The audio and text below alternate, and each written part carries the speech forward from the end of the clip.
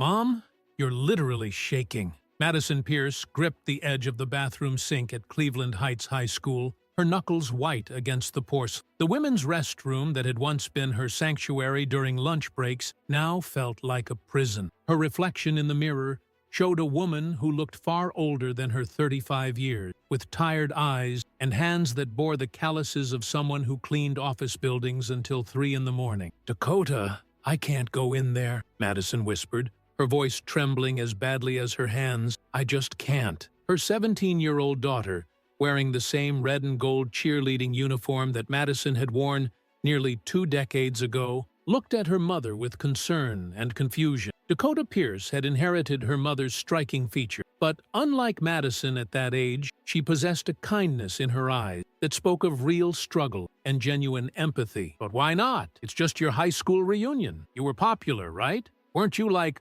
homecoming queen or something?" Madison let out a bitter laugh that echoed off the bathroom tile. "Yeah, I was popular. I was head cheerleader, homecoming queen, had the quarterback boyfriend, the whole package. And 17 years ago, I destroyed someone's life in front of everyone. Someone who's going to be out there tonight." "Who?" Dakota asked, though something in her mother's expression told her the answer was going to be significant. "Travis Kelce." The words hung in the air like a confession. Dakota's eyes went wide, her mouth falling open in shock. "The Travis Kelce? Like Super Bowl champion Travis Kelce? Dating Taylor Swift? Travis Kelce?" Madison nodded miserably, turning away from the mirror to face her daughter. "He asked me to prom," she said, her voice barely above a whisper. "And God, Dakota," I laughed in his face. "I called him a loser, in front of everyone." From outside the bathroom, they could hear the sound of applause and laughter coming from the gymnasium where the reunion was in full swing. The same gymnasium where Madison had once reigned as royalty, where she had made decisions that seemed so important at the time,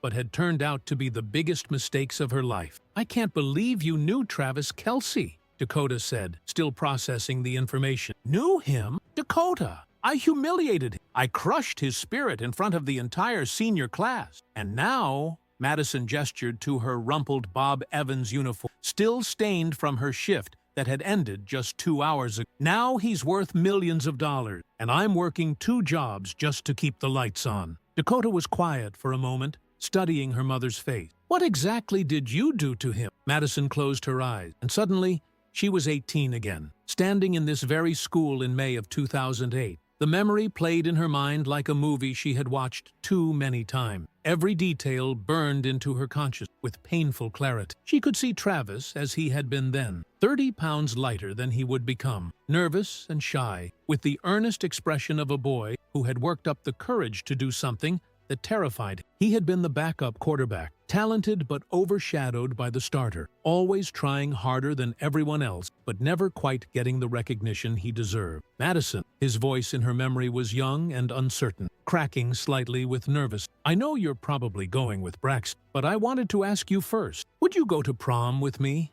I know we don't really run in the same circles, but I thought maybe we could hang out afterward, get to know each other better." The cruel laughter of her friends echoed in her memory like the sound of glass breaking. Savannah Montgomery, her best friend at the time, had actually snorted with amusement. The other cheerleaders had exchanged glances that said everything about how ridiculous they thought Travis's request was. "Travis? Seriously? You want me to go to prom with you?" Her own voice from 17 years ago sounded like a stranger's now, filled with an arrogance and cruelty that made her sick to remember. "Travis, honey, you're sweet, but we're just not in the same league, you know? I mean, I'm going with Braxton." Obvious. She remembered the way his face had fallen, the way his shoulders had sagged, as if the air had been knocked out of him. "Oh, okay, I understand. Sorry to bother you." "Oh, don't look so sad," she had continued, her words getting worse with each syllable. "I'm sure one of the band girls would love to go with you. Maybe someone more your speed." The memory of her friend's laughter still made her stomach turn. They had been so cruel, so casually dismissive of another person's feelings, and she had been the ringleader of it all. "Mom! Mom!" Dakota's voice snapped Madison back to the present. Her daughter was looking at her with concern, one hand on Madison's shoulder. "You went somewhere else for a minute there. You looked like you were going to be sick." "I was remembering that night," Madison said, wiping away tears she hadn't realized she was crying. The worst thing I've ever done in my life. And now that boy I humiliated is one of the most famous athletes in the world, and she gestured helplessly at herself. And you're my mom, Dakota said firmly. The woman who worked 3 jobs to put me through cheerleading camp. The woman who never missed one of my games, even when you were dead on your feet from working all night. The woman who taught me to always be kind to people, no matter what. Madison looked at her daughter with surprise. I taught you that? Every day of my life. You always told me that how we treat others when we think nobody's watching is what really matters. You said that being mean to someone says more about us than it does about them. I wish I had learned that lesson earlier, Madison said bitterly. Maybe you did learn it. Maybe that's why you're such a good person now. Dakota, I'm a 35-year-old single mother working as a waitress and a night janitor. I drive a car that's held together with duct tape and prayers. I haven't been on a real date in 3 years. How exactly am I a good person? Because you're kind. Because you tip the grocery store baggers even when we can barely afford groceries. Because you always stop to help when you see someone stranded on the side of the road. Because you taught me that character isn't about what you have. It's about what you do with what you have. Madison stared at her daughter, realizing that somehow, despite all her mistakes and failures, she had managed to raise an incredible human being. You really think I should go out there and face him? I think you should go out there and face yourself, Dakota said wisely. Maybe it's time to stop running from that night and finally deal with it. Madison took a deep breath and looked at herself in the mirror one more time. The woman looking back at her wasn't the homecoming queen anymore, wasn't the girl who had thought she had the world by the tail, but maybe, just maybe, she was someone better. Okay, she said, straightening her shoulder. Let's go face the music. As they walked toward the gymnasium doors, Madison could hear the sound of conversation and laughter, the clinking of glass and the soft music that always played at these kinds of events. Somewhere in that room was Travis Kelce, the boy she had broken and the man he had become despite her cruelty. She had no idea what she was going to say to him or if she would even have the courage to approach him at all. But for the first time in 17 years, she was ready to find out. The Cleveland Heights High School gymnasium had been transformed for the reunion, decorated with red and gold streamers and balloons that matched the school colors. Round tables covered with white tablecloth filled the space where Madison had once performed at pep rallies, and a small stage had been set up at one end where a DJ played a mix of early 2000s hits that transported everyone back to their teenage. But despite the festive atmosphere, Madison felt like she was walking into a courtroom where she was about to be sentenced for crimes she had committed 17 years ago. The moment she and Dakota entered the gymnasium, heads began to turn. Madison Pierce had been impossible to forget, even for classmates who hadn't seen her since graduation. She had been the kind of girl who commanded attention wherever she went, the center of every social circle, the standard by which every other girl measured herself. Now, seeing her in her work uniform with her teenage daughter by her side, people whispered among themselves, trying to reconcile the woman before them with the golden girl they remembered. "Is that Madison Pierce?" someone whispered, loud enough for her to hear. "Oh my God, it is. She looks different. Didn't she used to date Braxton Hendricks? I heard she's working at Bob Evans now." Madison felt her cheeks burning with embarrassment, but Dakota squeezed her hand reassuringly. "Ignore them, Mom. You look beautiful." Across the room, surrounded by a crowd of former classmates and current admirers, Travis Kelce stood near the refreshment table. He was being interviewed by Phoenix Caldwell, a reporter from the Cleveland Plain Dealer who had been a quiet, studious girl in high school and had grown up to become a respected journalist. "Travis, how does it feel to be back at Cleveland Heights after all these years?" Phoenix asked, holding a small digital recorder. "It's incredible," Travis replied, his voice carrying the confidence and charisma that had made him a star both on and off the field. "This place taught me everything I know about hard work, perseverance, and never giving up on your dream. Coach Walsh always said that champions aren't made in the spotlight. They're made in the daily grind, and that's something I learned right here in this gym." Madison found herself studying Travis from across the room, marveling at the transformation. The skinny, awkward boy she remembered had grown into a man who commanded respect and attention wherever he went. He was taller than she remembered, broader a shoulder, with the kind of presence that made people naturally gravitate toward him. But it wasn't just his physical transformation that struck her. There was something in his manner, a quiet confident, genuine warmth that spoke of someone who had not only achieved success, but had done so without losing his humanity in the process. "Mom, are you just going to stare at him all night?" Dakota whispered. Before Madison could answer, Sterling Brooks, who owned the largest car dealership in Cleveland Heights and had been the class treasurer, spotted them and called out in a voice that carried across the entire gymnasium. "Travis! Hey, Travis! Come over here! Madison Pierce is here. You two were friends back in the day, right?" Madison wanted to disappear into the floor. Every conversation in the room seemed to stop as people turned to watch what would happen next. Travis looked up from his interview, his eyes scanning the crowd, until they found Madison standing frozen near the entrance. For a moment, time seemed suspended. Madison could feel the weight of every gaze in the room, could practically hear the collective intake of breath as people waited to see how this reunion would play out. She was sure that Travis would turn away, would pretend he didn't see her, or worse, would acknowledge her with the cold politeness reserved for people who had wronged you in the past. Instead, Travis excused himself from Phoenix's interview and walked across the room toward her, his expression unreadable, but not unkind. "Madison Pierce," he said when he reached her, his voice warm but carefully neutral. "It's been a long time." "Hi, Travis," Madison managed to say, her voice barely above a whisper. "Congratulations on everything. The Super Bowl, your success. I've been watching your career, and you've just been incredible. Thank you. I appreciate that." His eyes shifted to Dakota, and his expression softened noticeably. "And who is this beautiful young lady?" Dakota stepped forward with the confidence that teenagers possess when meeting their heroes. "Hi, Mr. Kelce.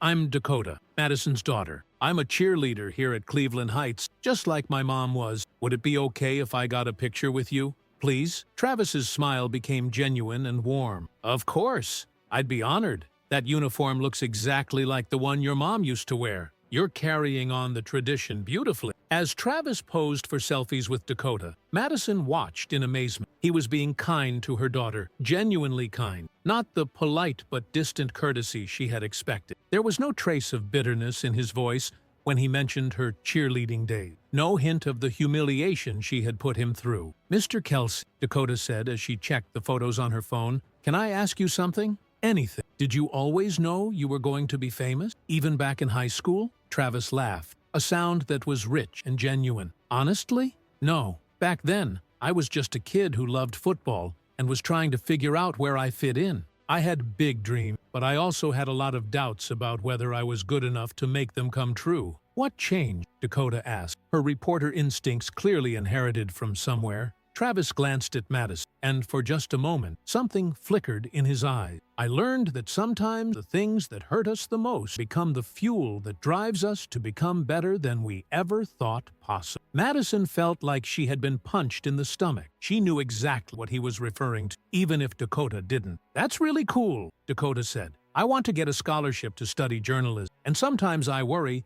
that I'm not smart enough or good enough to make it happen." "Let me tell you something," Travis said, his voice taking on a serious tone. "Talent is important, but it's not the most important thing. The most important thing is heart. The willingness to keep working when things get tough, to keep believing in yourself when other people don't. And from what I can see, you've got plenty of heart." "Thank you," Dakota said, beaming. "That means so much coming from you. Your mom should be proud," Travis said, looking at Madison again. She raised an exceptional young woman. Madison felt tears threatening to spill over. Here was the man she had humiliated, praising her parenting and being kind to her daughter when he had every right to ignore them both, or worse. "Travis," she began, but before she could say anything else, they were interrupted by the sound of someone tapping a microphone on the stage. "Ladies and gentlemen," came the voice of Keenan Walsh, their former football coach. "If I could have your attention for just a moment." The room quieted as Coach Walsh, now in his 70s but still carrying himself with the authority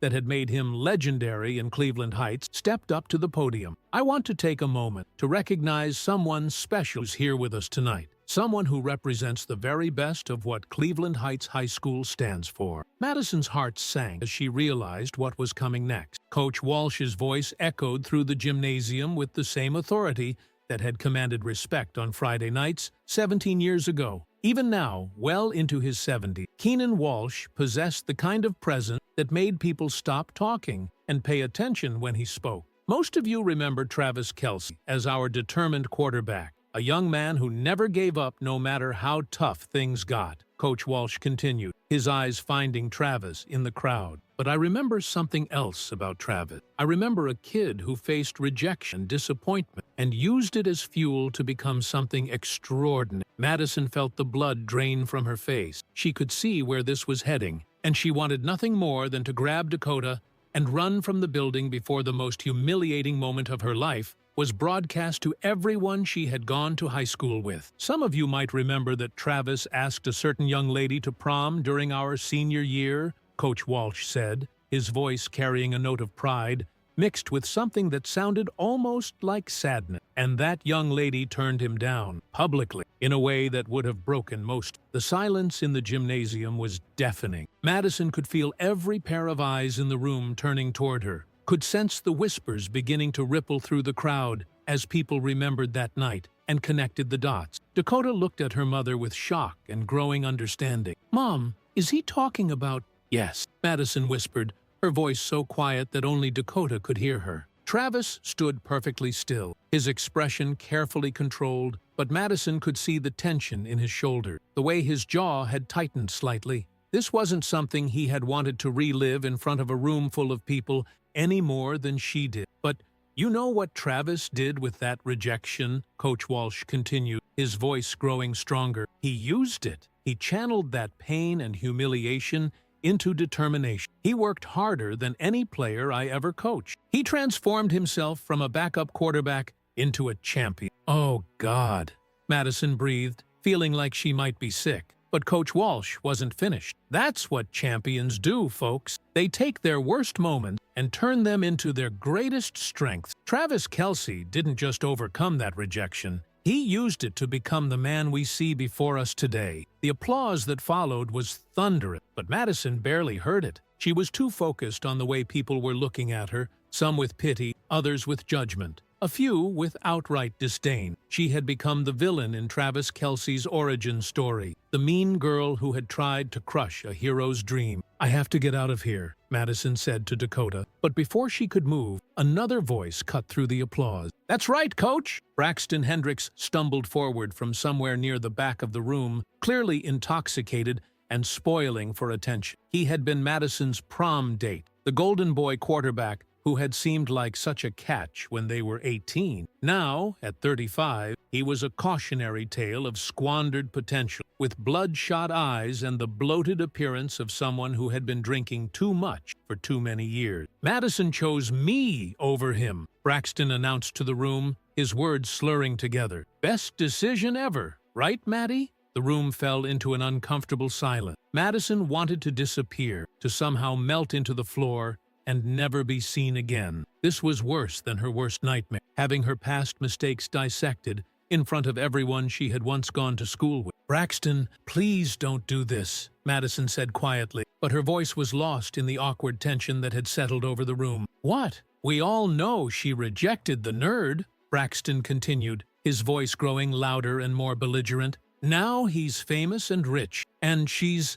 well, what are you now, Maddie? Still waiting tables?" Dakota began to cry, tears of embarrassment and anger streaming down her face. Madison put her arm around her daughter, trying to shield her from the cruelty of the moment. But there was nowhere to hide in the middle of the gymnasium floor. "Look at you now, babe," Braxton kept going, oblivious to the damage he was causing. "Still hot, even in that ugly uniform. And Travis, well, I guess money can't buy class, right?" "That's enough," Madison said, her voice stronger now, fueled by anger at seeing her daughter hurt by this display. "What? I'm just telling the truth. Everyone here knows you made the right choice back then. The popular girl chose the popular guy. Natural selection." Phoenix Caldwell, the reporter, had her phone out and was clearly recording everything. Madison realized with horror that this entire humiliating spectacle was going to end up in the newspaper, probably on social media, maybe even picked up by national outlets because of Travis's celebrity status. "This is going to be everywhere," Phoenix whispered to her photographer, confirming Madison's worst fears. Travis had remained silent throughout Braxton's tirade, but Madison could see something changing in expression. He was no longer the carefully controlled celebrity managing a public appearance. There was something building in his eyes, a decision being made, slowly, deliberately. Travis walked toward the stage where Coach Walsh was still standing with the microphone. The entire room seemed to hold its breath, waiting to see what one of the most famous athletes in America was going to say about the woman who had publicly humiliated him in high school. Madison closed her eyes, bracing herself for the moment when Travis Kelce would finally get his revenge. She had spent 17 years dreading this confrontation, and now it was here. He had every right to humiliate her the way she humiliated him. He could destroy her reputation, her daughter's future, her standing in the community, all with a few well-chosen words. The man she had called a loser in front of everyone now had the power to make her pay for that cruelty, and there wasn't a single person in the room who would blame him for it. Travis took the microphone from Coach Walsh, his movements calm and deliberate. When he spoke, his voice carried to every corner of the gymnasium. "Braxton is right about one thing," Travis said,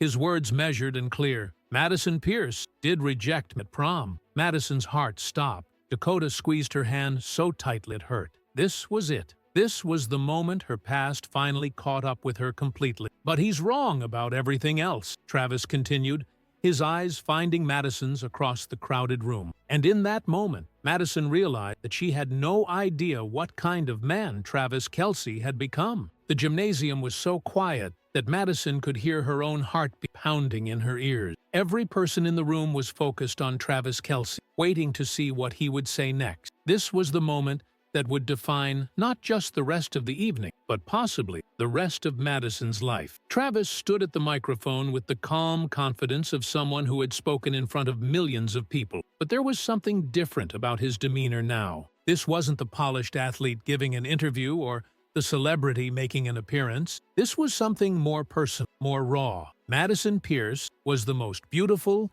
intelligent, and popular girl at Cleveland Heights High School, Travis said, his voice carrying clearly to every corner of the room. "I was a skinny, awkward kid who weighed maybe 180 pounds soaking wet and lived for football." Madison felt like she was watching her own execution, but there was something in Travis's tone that wasn't cruel or vindictive. It was almost grateful. "When she turned me down for prom, I was devastated," Travis continued. "I went home that night and cried like a baby. I felt humiliated, rejected, like I wasn't good enough for anything or anyone." Dakota was crying again, but these tears seemed different. She was looking at Travis with something that looked like admiration rather than embarrassment. "But you know what I did with that pain?" Travis asked the room. "I used it. Every morning, when I didn't want to get up for training, I remembered how it felt to be laughed at. Every time I wanted to quit during two-a-day practices, I thought about that rejection. Every time someone told me I wasn't big enough or fast enough or good enough, I remembered standing in this very gymnasium feeling like I was nothing." The room was completely silent now,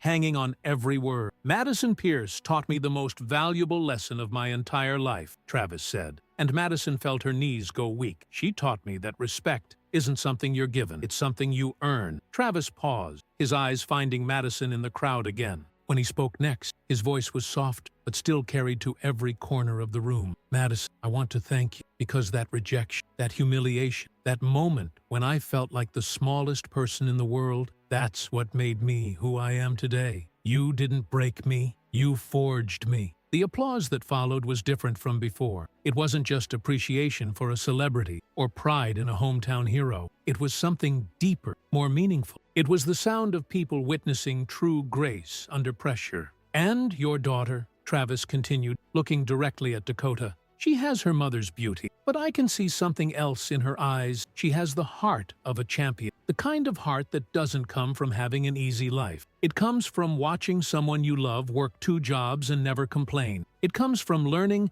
that character isn't about what you have, it's about what you do with what you have. Dakota wiped her tears and straightened her shoulders, looking at Travis with pure adoration. "Thank you, Madison Pierce," Travis said, his voice carrying a note of genuine gratitude that made Madison's heart break and soar at the same time, "for teaching me that sometimes the worst thing that happens to you can become the best thing ever happened to you." The applause was thunderous now, a standing ovation that went on for nearly 2 minutes, but Madison barely heard it. She was too busy processing what had just happened. Travis Kelce, the man she had humiliated, had just turned that humiliation into something beautiful. Instead of seeking revenge, he had offered forgiveness. Instead of tearing her down, he had built her up. Paisley Romano, who had been the class secretary and was now organizing the reunion, leaned over to her friend and whispered loudly enough for Madison to hear, "My God, what class, what absolute class." Braxton Hendricks had retreated to the back of the room, looking embarrassed and deflated. His attempt to humiliate Travis and Madison had backfired spectacularly, making him look petty and small in comparison to Travis's grace and maturity. As the applause finally died down and conversations resumed, people began approaching Madison. But instead of the judgment and pity she had expected, she found understanding and even admiration. "Madison,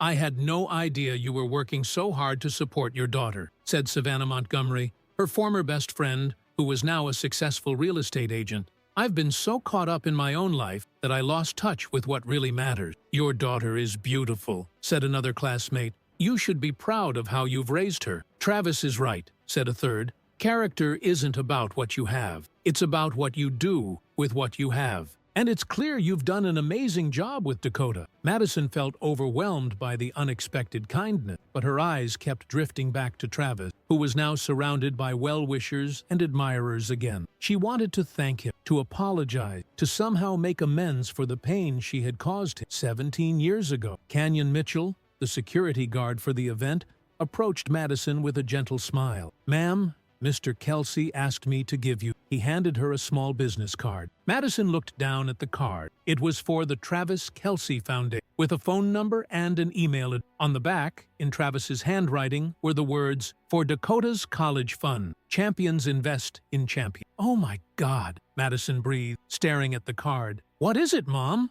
Dakota asked. "I think," Madison said, her voice shaking with emotion, "I think Travis Kelce just changed our lives." Sterling Brooks, who had witnessed the exchange, shook his head in amazement. "I've been in business for 20 years, and I've never seen anything like that. That man just turned a high school humiliation into a master class in character." Ridley Pierce, Madison's father, who had been standing quietly near the back of the room, made his way over to his daughter. He was a man of few words, a factory worker who had spent his life with his hands and had never been comfortable in social situations. "Dad, what are you doing?" Madison asked, surprised to see him. "Paisley called me," he said gruffly. "Told me you might need some support tonight." He looked at the business card in her hands. "Seems like you found something better than support." "Dad, I messed up so badly 17 years ago." "We all mess up, Madison. The question is what we do after we mess up. And it looks like you raised a hell of a daughter despite your mistakes." As the evening wound down, Madison found herself standing near the exit, watching as people said their goodbyes and headed back to their real lives. Tomorrow, she would still be working 2 jobs. Tomorrow,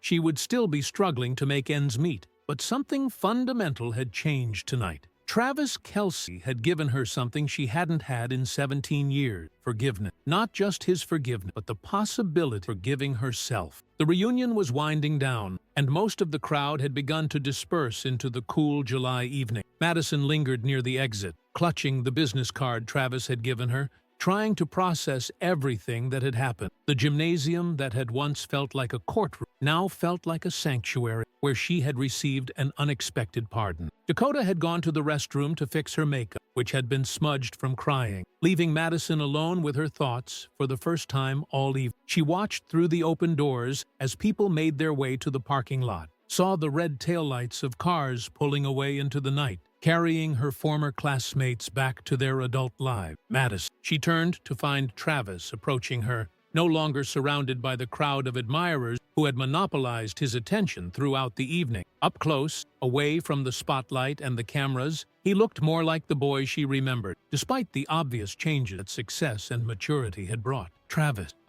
she began, but he held up a hand to stop her. Can we talk outside? Away from all this? He gestured toward the few remaining people in the gymnasium. Madison nodded, her heart pounding. This was the conversation she had been both dreading and hoping for all evening. She followed him through the exit and into the parking lot, where the summer night air was warm and filled with the sound of cicadas singing in the trees that surrounded the school. They walked in silence until they reached a quiet corner of the parking lot, away from the few remaining cars and the people saying their final goodbyes. Under the soft glow of a streetlight, Travis stopped and turned to face her. I need to say something to you, Madison said before he could speak. I'm sorry. I'm so sorry for what I did to you. I've thought about that night every single day for 17 years, and I hate myself for the person I was back then. Travis was quiet for a moment, studying her face in the dim light. Madison, can I ask you something? Anything. Do you remember what you were going through when we were seniors? The question caught her off guard. What do you mean?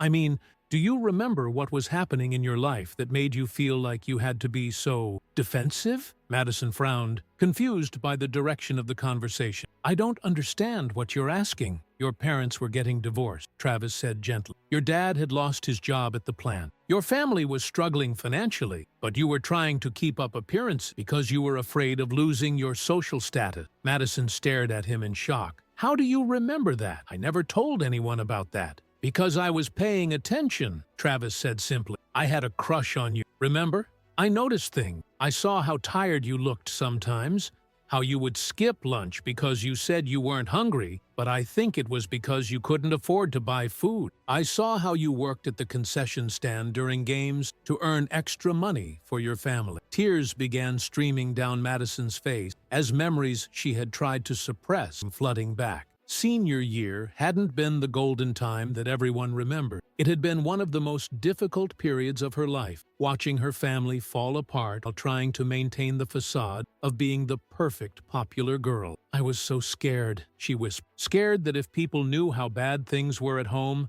I would lose everything. My friends, my status, my boyfriend. I felt like I was walking on a tightrope, and if I made one wrong move, I would fall. And when I asked you to prom, it felt like a threat to that carefully constructed image, Travis said, with understanding rather than accusation. Dating the backup quarterback instead of the star would have been social suicide. That doesn't excuse what I did to you, Madison said firmly. I was cruel. I humiliated you in front of everyone. I made you feel worthless, and there's no justification for that. No, there isn't, Travis agreed, but I understand it now in a way I couldn't when we were 18. You weren't trying to hurt me because you were you were trying to protect yourself because you were scared. Madison looked at him through her tears, amazed by his compassion and insight. When did you become so wise? Probably around the time I realized carrying anger and resentment was like drinking poison and expecting the other person sick, Travis said with a small smile. I spent my first few years in college hating you, using that hatred as motivation. But eventually,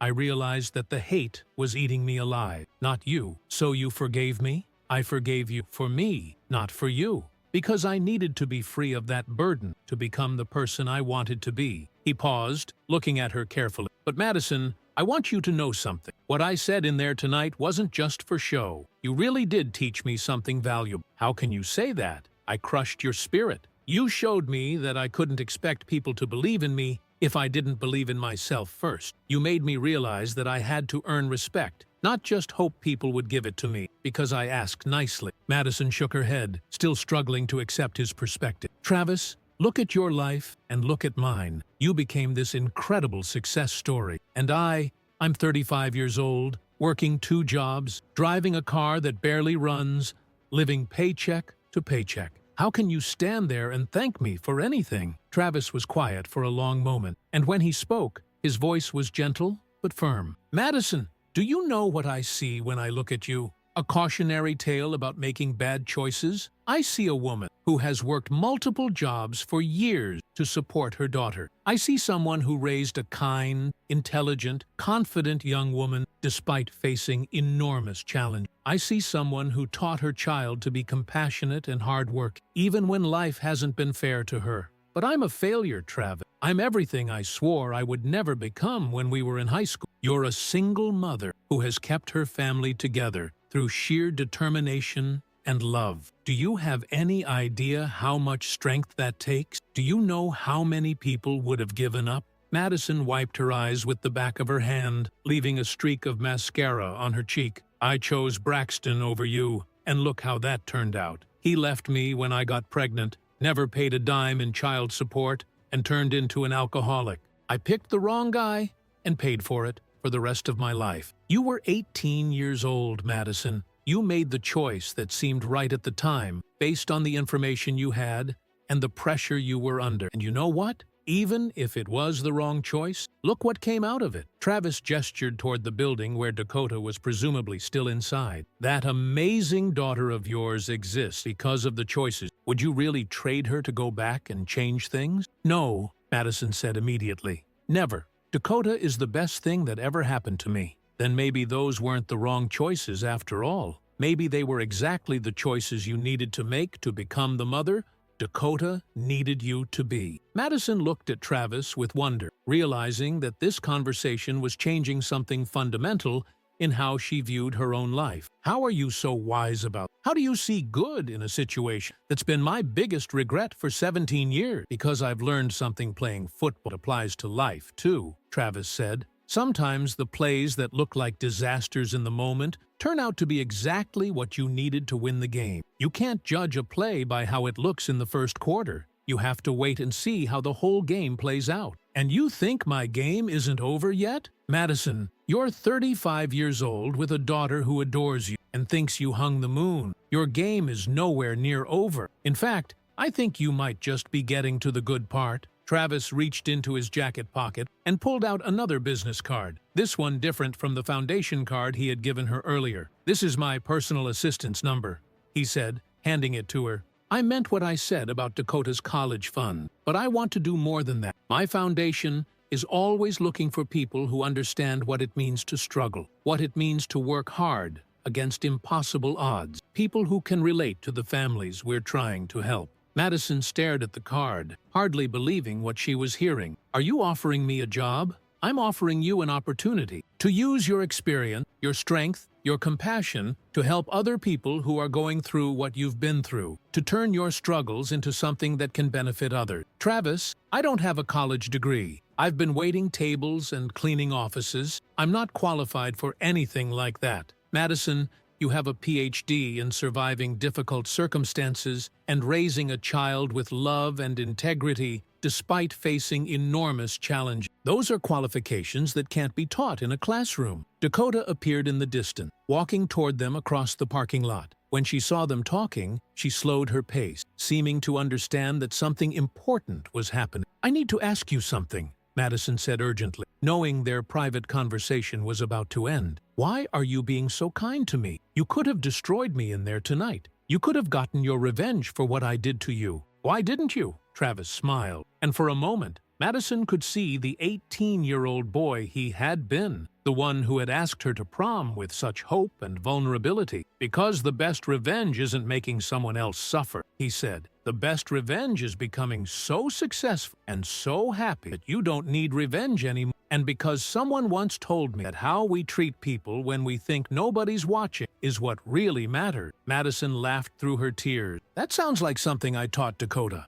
And it sounds like something you learned the hard way, Travis replied, which makes you exactly the kind of person my foundation needs. Dakota reached them, looking back and forth between her mother and Travis with curiosity and hope. Everything okay out here? She asked. Everything's perfect, sweetheart, Madison said, putting her arm around her daughter. Travis was just telling me about some opportunities that might be opening up for us. Really? Dakota's eyes lit up with excitement. Really? Travis confirmed. Your mom is an extraordinary woman, Dakota. I hope you know how lucky you are to have her. I do know, Dakota said seriously. She's my hero. Travis looked at Madison with something that might have been pride. Mine too, he said quietly. As they walked toward their respective cars, Madison felt something she hadn't experienced in years. Hope. Not just hope for financial stability or a better job, but hope that maybe her story wasn't the tragedy she had always thought it was. Maybe it was just a story that was still being written, with the best chapters yet to come. Travis, she called out as he reached his car,